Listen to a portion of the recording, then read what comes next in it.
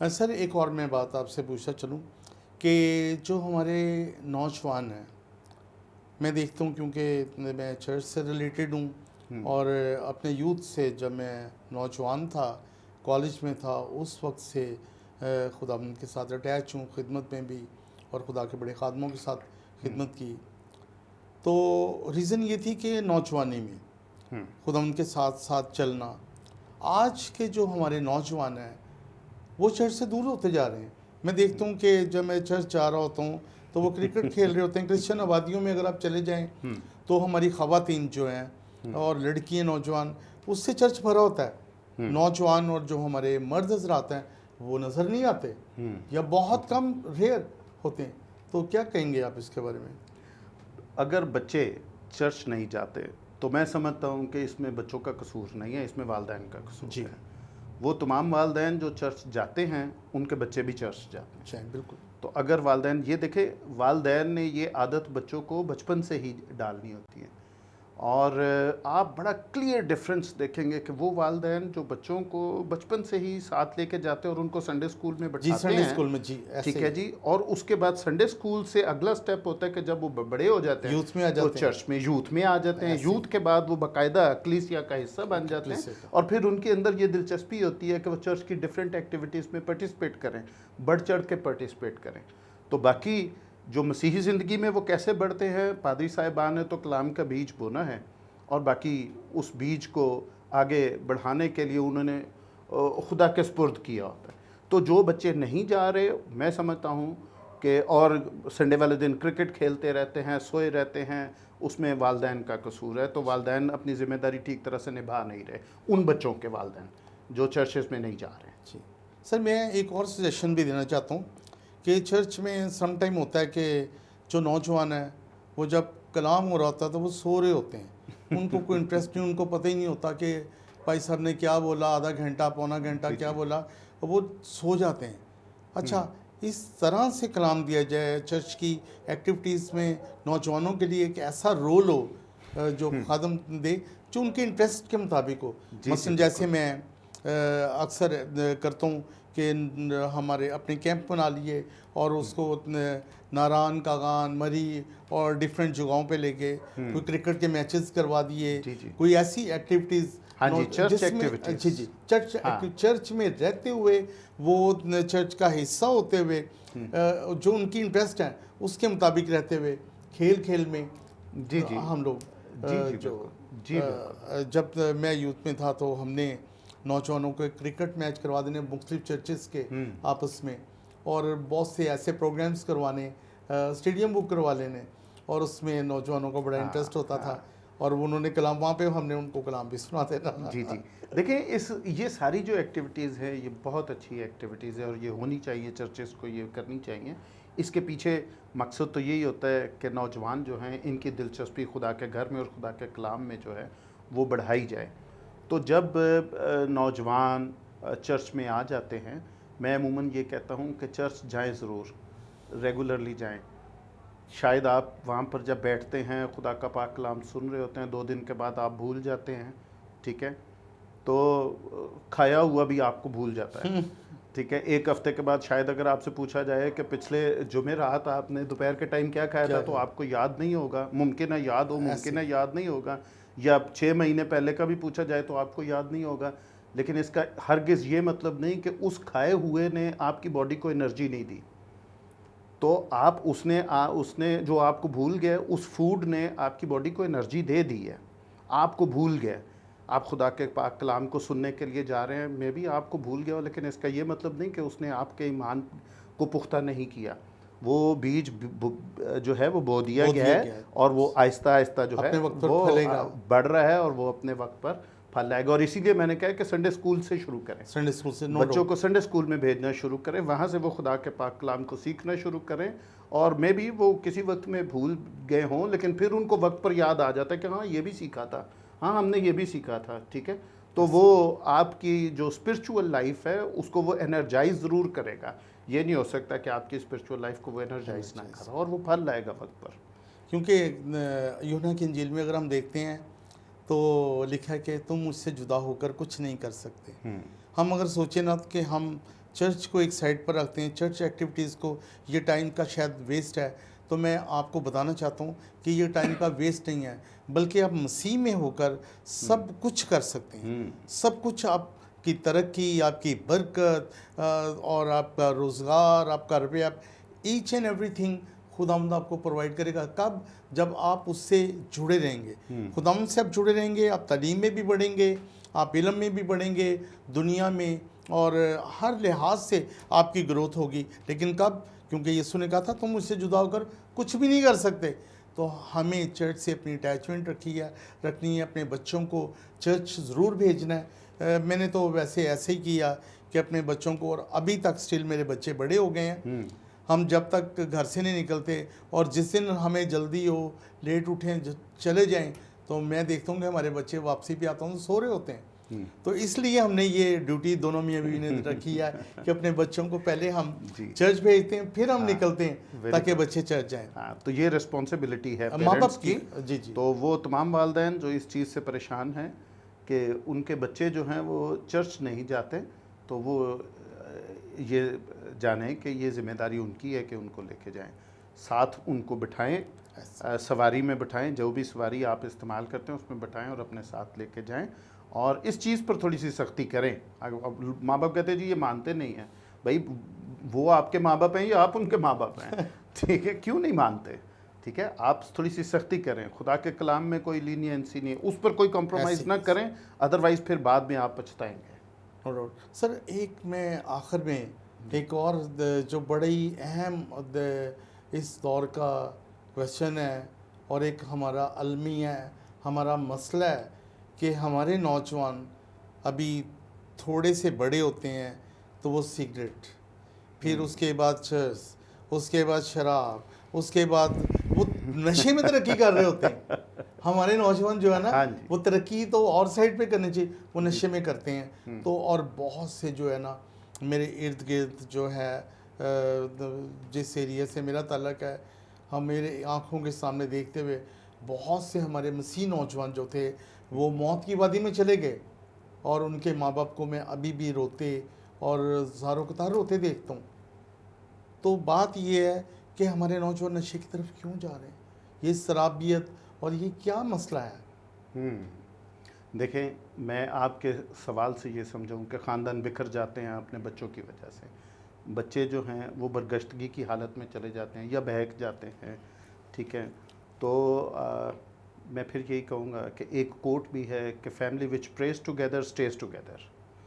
तो जिन ख़ानदानों में दुआ नहीं होती उनके बच्चे इसी तरह से बरगश्ता हो जाते हैं, भटक जाते हैं, उनकी रहनुमाई नहीं होती। ख़ानदानों को चाहिए कि मिल के बाइबल भी पढ़ें।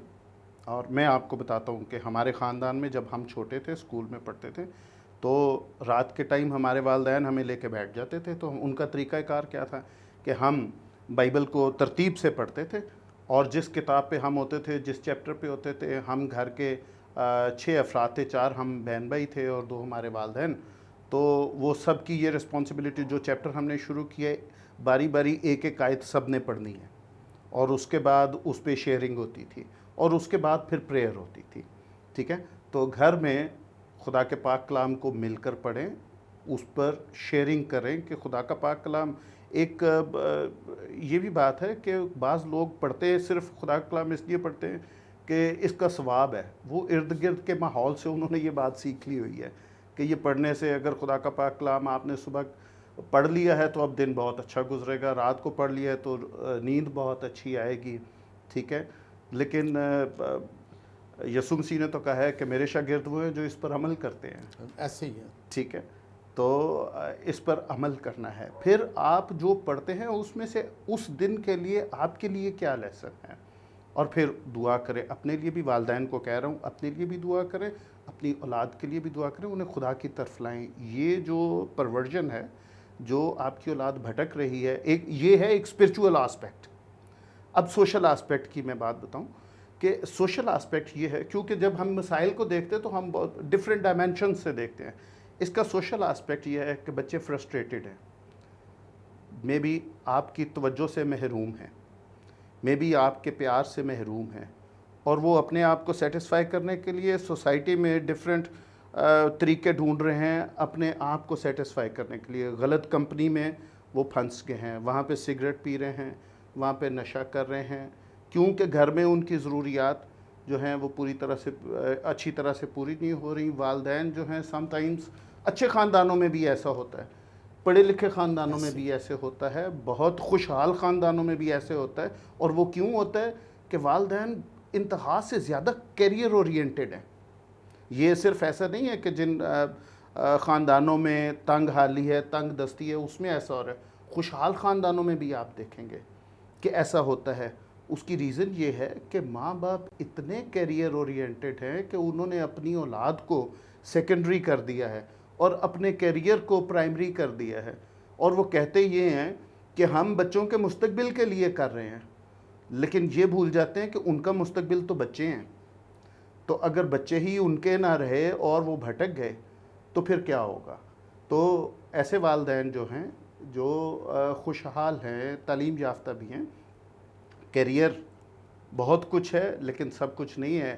ایٹ دی اینڈ جب آپ ریٹائر ہو جاتے ہیں, ایک تو وقت آتا ہے کہ آپ نے ریٹائر ہونا ہی ہے, اس کے بعد آپ کے ساتھ آپ کی اولاد کو ہی کھڑا ہونا آتا ہے اور آپ کی اولاد ہی ہوتی ہے. جب آپ ہاسپٹلائز ہو جائیں, خدا نہ کرے, لیکن زندگی میں یہ ہوتا ہے, تو اس وقت وہاں سے آپ کے کولیگز آپ کی لک آفٹر نہیں کر رہے ہوتے, آپ کی اولاد کر رہی ہوتی ہے. تو اگر آپ نے اپنی اولاد کو ٹائم دیا ہے, ان کے ساتھ ایک بانڈیج آپ کی سٹرونگ ہے, ایک سٹرونگ ٹائی ان کے ساتھ آپ نے باندھ لی ہے, ٹھیک ہے, کیونکہ آپ نے ان کو ٹائم دیا, آپ نے پیار دیا, آپ نے توجہ دیا, تو آپ کے بچے بھٹکیں گے نہیں, وہ ٹھیک راہ پر رہیں گے.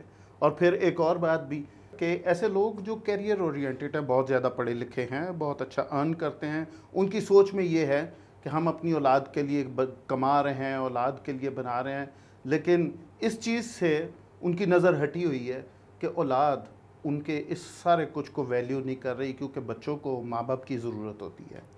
پیسہ تو وہ بڑے ہو کے خود بھی کما لیتے ہیں, آپ ان کو پڑھائیں, آپ کو نہیں پتا آپ نے بیسٹ انسٹیٹیوشنز میں بھیجا, وہ وہاں جا کے کر کیا رہا ہے, وہ وہاں غلط کمپنی میں بیٹھ گیا ہے, وہ وہاں سے ہی نشہ کر رہا ہے, کیونکہ آپ نے بیسٹ میں بھیجا ہے, وہاں وہ ایسے امیر زادوں میں پھنس گیا, ان کے والے شوق لے لیے ہیں, ٹھیک ہے, ان کے ساتھ وہ بھٹک گیا. سر میں آپ کو ایک بات اب نہ وہ مسیحی رہا ہے اور نہ وہ آپ کا بچہ رہا ہے. بالکل سر, مجھے نا ایک اپرچونٹی ملی 2004 میں باہر جانے کی, اور باہر بھی مجھے پتا تھا کہ اگر میں چلا جاتا ہوں تو وہاں پہ کوئی سال 2 سال نہیں, زیادہ عرصہ کے لیے میں رہ سکتا ہوں. میں نے بڑا سوچا, سارے ڈاکومنٹس وغیرہ بنا لیے, سب کچھ. پھر میں نے سوچا میری تو مسز مجھے قدم قدم پہ یہ دیکھو یہ بچے لڑ رہے ہیں, اور وہ جسٹ اتنی بات کرتی ہیں نا تو گھر میں سکون ہو جاتا ہے. صرف جسٹ ایک کال سے کہ یہ دیکھو میں تمہارے باپ کو فون کرتی ہوں. تو میں نے سوچا کہ تھوڑے پیسوں میں تو چلو گزارا ہو رہا ہے کسی نہ کسی, لیکن میں نے اس وقت یہ ڈیسیجن لیا کہ باپ کا بچوں کے سر پر ہونا بہت ضروری ہے. سر بہت سارے لوگ پیسے کے پیچھے, میں نے دیکھا جو لوگ باہر چلے جاتے ہیں ان کے بچے نشے میں اور جوئے میں, میں نے اپنی آنکھوں سے دیکھا ہے. یہ سارا کام ان کے بچے کر رہے ہیں, اور وہ پڑھ بھی نہیں سکے, وہ بے راہ روی کا شکار بھی ہو گئے, اور کہتے وہ سارا ان کے پیسہ کے کس کام کا. میں نے تھوڑے پیسوں میں اپنے آپ کو مینیج کیا, لیکن اپنے بچوں کو پڑھایا, لیکن ان کے سر پر رہ کر ہر چیز کی, رات کی دن کی, وہ کہاں جا رہے ہیں, کیا کن لوگوں میں بیٹھ رہے ہیں, مانیٹرنگ کرنی پڑتی ہے بچوں کی. تو ان کو باپ کا جو سر پہ اپنے بچوں کے ہونا یہ انتہائی ضروری ہے. اور میں آپ بھی جو پیرنٹس ہیں, جو ان سے میں کہنا چاہتا ہوں کہ بے شک آپ باہر جاتے ہیں پیسے کے اصول کے لیے, لیکن ایک بات بتاتا چلوں, سبھی کچھ پیسہ نہیں ہے. آپ کے جو اولاد ہے وہ آپ کا اصل ایسٹ جو ہے, آپ کی اولاد ہے, اگر وہ خراب ہو جاتی ہے, بچے بگڑ جاتے ہیں, تو کس کام کا پیسہ, کسی کام کا نہیں. پھر وہی ماں باپ وہ ساری زندگی کا وہ رونا ان کے لیے بن جاتا ہے, ان کے لیے ساری زندگی کی پریشانی. اگر آپ تھوڑے میں خدا ان کے ساتھ رہتے ہوئے اسی جگہ پہ سفر کریں اور اپنے بچوں کے سر پر رہ کے ان کو پڑھائیں لکھائیں, ان کو یہیں پہ رہ کے ترقی دیں, سب کچھ آپ کر سکتے ہیں, یہ آپ کے ہاتھ میں ہے. لیکن ضرور ہے کہ آپ اپنے بچوں کے سر پر ہاتھ رکھیں, ان کی جو رہنمائی ہے خدا ان کے کلام میں خدا ان کے خوف میں رہتے ہوئے کریں. اور وہ بچے کیونکہ خدا ان کا کلام کہتا ہے کہ جو جس طرح سے آپ بچے کی جس راہ پر چلانا ہے اسی راہ پر اس کی تربیت کر, وہ بوڑھا ہو کر بھی اس سے نہیں. یہ خدا کا کلام کہتا ہے, میں نہیں کہتا, سر نہیں کہتے. اور اگر خدا کا کلام کہتا ہے تو خدا کا کلام سچ کہتا ہے. وہ بوڑھا ہو کے بھی نہیں, اس سے جتنا مرضی کوئی جیسی مرضی وہ سوسائٹی میں بیٹھ جائے وہ نہیں مڑے گا. تو سر میں ایک ایڈیشن کرتا چلوں کہ بچے کی راہ پہ ایسی تربیت, بچے کی ایسی راہ پہ تربیت کر جہاں سے وہ بوڑھا ہو کے بھی نہ چلے. اور یہ تربیت وہی کر سکتا ہے جس کی اپنی تربیت ہوئی ہے, ٹھیک ہوئی ہو. جس کی اپنی تربیت خدا کی راہ پہ نہیں ہوئی وہ نہیں کر سکے گا. ایسے ہی ہے. تو آپ اس چیز کے لیے کانشیس ہوں والدین جو ہیں, اور اگر آپ بھی خدا کی راہ پر نہیں ہیں تو خدا کے ساتھ کمٹ کریں اور اپنے آپ کو اس کے سپرد کریں تاکہ آپ کی بھی ایسی راہ پر تربیت ہونی شروع ہو جائے. اب اس ایج میں آپ کی تربیت خدا نے کرنی ہے اور خدا کے پاک کلام نے کرنی ہے. آپ اپنی تربیت خدا کے پاک کلام سے کریں اور اس کو پڑھیں اور اس کو ایز اٹ از ایکسیپٹ کریں کہ جو کچھ لکھا ہے یہ صحیح لکھا ہے, یہ سچ ہے.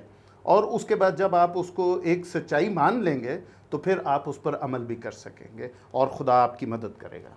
گڈ. تو آخر میں سر ایک میسیج دیتے چلیں ہمارے نوجوانوں کو, کیونکہ 14 اگست آنے والا ہے. ہمارے نوجوان جو 14 اگست مناتے ہیں نا, شام کو جو ٹی وی میں اور اخباروں میں صبح جو خبریں آتی ہیں, بہت سے نوجوان ون ویلنگ کرتے ہوئے اور ایکسیڈنٹ اور مختلف طریقوں سے حادثات کا شکار ہو جاتے ہیں. تو کیسے ہمارے نوجوان 14 اگست کو سیلیبریٹ کریں, اور پاکستان کے لیے نا آپ ایک اسپیشل میسیج دے دیں چھوٹا سا. Thank you very much. یہ ایک بڑا اہم مسئلہ ہے 14 اگست کی سیلیبریشن کو ایک ایسے نیگیٹو طریقے سے منانا جس میں حادثات جو ہیں وہ رونما ہوتے ہیں. میں یہ شیئر کرتا چلو پہلے کہ جب ملکہ الزبتھ کی جبلی تھی 2012 میں, تو میں انگلینڈ میں تھا اور اس وقت جو ہے اولمپکس بھی تھے, 2 ایونٹس تھے. تو میرے بچے اس وقت جن سکولز میں جا رہے تھے ان سکولز نے بھی جبلی بھی منائی, اولمپکس کے لیے بھی سیلیبریشنز ہو رہی تھیں, پورے انگلینڈ میں ہو رہی تھی. بڑی خوشی ہوتی تھی کہ وہ ملکہ کے اس جبلی کو پورا ملک منا رہا ہے. اتنے پرامن طریقے سے منایا, نہ کسی نے وہاں ون ویلنگ کی, ٹھیک ہے, نہ وہاں کسی نے وہ باجا بجایا جس سے پورا پاکستان تنگ ہے, ٹھیک ہے. اور دیکھیں, اور اسپیشلی جو جا رہی ہیں نا خواتین جا رہی ہیں, لڑکیاں جا رہی ہیں, ان کے قریب جا کے ان کے کان میں پاں کر کے کر دیتے ہیں. ہاں جی. دیکھیں, اگر آپ کو کسی کو تکلیف پہنچا کے خوشی ہو رہی ہے تو یقین جانے کہ آپ کو ماہر نفسیات کی ضرورت ہے. ہاں جی, ٹھیک ہے. تو لیکن اگر آپ کسی کی خوشی کے لیے اپنے ملک, یہ جو دھرتی ہوتی ہے یہ ماں ہوتی ہے, ٹھیک ہے, تو اپنی دھرتی کے لیے, اپنی ماں کے لیے آپ جو سیلیبریشن کر رہے ہیں, there are hundreds of ways کہ آپ اس کو خراج عقیدت اور خراج تحسین پیش کریں. اس کے لیے ضروری نہیں کہ آپ اپنی موٹر بائک نکالیں اور اس کا سیلنسر نکالیں اور 3 دوستوں کو موٹر بائک پہ بٹھائیں اور خود ٹینکی پہ بیٹھ کے چلائیں اور باجے ساروں کے ہاتھ میں اور لوگوں کو تنگ کریں. لوگوں کو تنگ کر کے اگر آپ کو خوشی محسوس ہو رہی ہے تو یہ کچھ نہ کچھ پرابلم اور ہے, کچھ فرسٹریشنز ہیں, ٹھیک ہے. اور بات بار بار والدین کی ذمہ داری کی آئے گی کہ یہ والدین کی ذمہ داری ہے کہ وہ اپنے بچوں کو ان کا چیک کریں. یہ کہنا کہ جی اب بچوں کو گھر بٹھا چھوڑیں یا ان کے ساتھ تو نہیں جا سکتے, نہیں, والدین بچوں کے ساتھ مل کے اس جشن کو منائیں کہ ان کے ملک کی آزادی کا دن ہے. والدین بچوں کو یوں آزاد نہ چھوڑ دے کہ جاؤ جو مرضی کرو. والدین بچوں کے ساتھ ملیں اور بچے اپنے والدین کے ساتھ. ہم جب بچے تھے ہمیں یاد ہے پوری فیملی منایا کرتی تھی جشن آزادی. ضیاء الحق صاحب کا دور تھا, گھروں پہ جھنڈے لہرائے جاتے تھے, جھنڈیاں لگائی جاتی تھیں, ٹی وی پہ پی ٹی وی ہوتا تھا, ترانے چل رہے ہوتے تھے, ہم روڈز پہ والدین کے ساتھ جاتے تھے, روڈز پہ سیلیبریشنز ہوتی تھیں, لیکن یوں عام عوام کو تنگ کوئی نہیں کرتا تھا. تو آپ ایک نہایت ڈیسنٹ طریقے سے اپنے ملک کی خوشی میں حصہ لیں, ٹھیک ہے. تو باقی آپ نے کہا پاکستان کے حوالے سے, تو پاکستان جو ہے یہ میں نے جیسے کہ کہا پاک لوگوں کے رہنے کی جگہ ہے, ٹھیک ہے, اور ہم جو ہیں وہ اس میں اس دھرتی کی خدمت کیسے کر سکتے ہیں. یہ پاک لوگوں کے رہنے کی جگہ ہے, ہمیں بھی پہچاننے کی ضرورت ہے کہ ہم پاک ہیں, کہ نہیں ہے. اگر نہیں ہے تو ہم خدا کے کلام پر عمل کر کے پاک ہو سکتے ہیں, کیونکہ خدا پاک ہے, اور جب خدا ہماری زندگیوں میں آ جاتا ہے تو ہم بھی پاک ہو جاتے ہیں. Hallelujah. تو جب ہم پاک ہو جائیں گے تو پھر ہم اس ملک کی اور قوم کی خدمت کر سکیں گے. یہ عام ملک نہیں ہے, یہ آپ جو ہمارے کرسچن نوجوان ہیں, جو کرسچن کمیونٹی ہے, یہ ان کا بہت بڑا کنٹریبیوشن ہے اس ملک میں. پری پارٹیشن بھی پاکستان موومنٹ میں ہمارے لوگوں کا بہت بڑا کنٹریبیوشن ہے. ہمارے لوگوں نے انکنڈیشنل سپورٹ قائد اعظم محمد علی جناح کو دی, ٹھیک ہے جی. اور پاکستان بننے کے بعد بھی جو ہے وہ کرسچن کمیونٹی کا بہت کنٹریبیوشن ہے اس ملک کے لیے. یہ ملک ہمارا ہے اور یہ دھرتی ماں ہے, ہم نے ماں کی خدمت کرنی ہے. مسائل بہت ہیں, براڈر لیول پہ بھی ہیں اور انڈیویجول لیولز پہ بھی ہیں کرسچن لوگوں کو, لیکن ہم نے مسائل کو نہیں دیکھنا, ہم نے اس دھرتی ماں کو دیکھنا ہے اور ہم نے اس کی خدمت کرنی ہے. اس کے لیے ضروری ہے کہ آپ تعلیم یافتہ ہوں, آپ تعلیم کو اپنا جو ہے وہ ٹارگٹ رکھیں, اچھی تعلیم حاصل کریں اور اچھی تعلیم حاصل کر کے اچھے شعبوں میں اچھی پوزیشنز پر جا کے اس ملک کی خدمت کریں, تاکہ یہ ملک جو ہے وہ ترقی کرے اور ہم سب کے لیے خوشی کا باعث ہو. Thank you sir, Thank you very much. آپ ہمارے اسٹوڈیو میں آئے. Thank you very خوشی much. ہے کہ آپ نے نوجوانوں کے لیے بہت سے اچھے ہر موضوع پہ آپ نے بات کی, اور جی, یقیناً thank you very جو ہمارے نوجوان ہیں وہ آج پروفیسر صاحب کی جو باتیں ہیں ان کو لیں گے اور ان پر عمل بھی کریں گے. تھینک یو سر. جی جی, یہ باتیں کی اسی لیے گئی ہیں کہ آپ عمل کریں. Thank you sir. Thank you جی, my pleasure. Shalom T V کے لیے میں یہ کہنا چاہتا ہوں کہ پاسٹر صاحب کی جو ہے یہ بہت اچھی کاوش ہے کہ یہ شالوم ٹی وی کے ذریعہ سے پاکستان کے مسیحوں کے لیے, پاکستان کے نوجوانوں کے لیے جو ہے وہ ایک آگاہی پرووائڈ کرتے ہیں, مختلف لوگوں کو انوائٹ کرتے ہیں, اور ہم آپ کی خدمات کو سراہتے ہیں. جی, خدا آپ کو اور ترقی دے اور آپ اپنی اس کوشش میں بڑھتے اور ترقی کرتے چلے جائیں, اور آپ کی اس کوشش کو خدا بہت فروٹفل کرے. آمین. God bless you. G, God bless you too.